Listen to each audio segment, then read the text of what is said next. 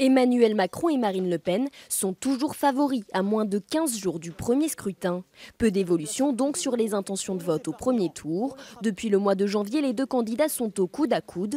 Malgré une dégringolade du candidat d'En Marche dans les sondages en février, à la suite de ses propos polémiques à l'égard des opposants au mariage pour tous et sur la colonisation en Algérie, le candidat a su regagner la confiance des électeurs jusqu'à dépasser Marine Le Pen.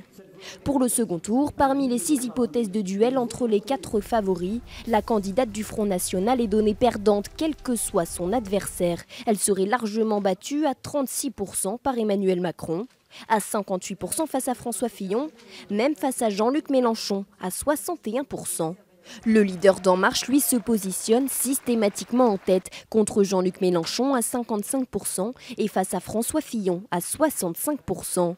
Mais l'incertitude qui demeure sur la fidélité des votants est à prendre en compte. Des 11 candidats, Marine Le Pen dispose de l'électorat le plus sûr de lui. 83% de ses électeurs se disent certains de leur choix.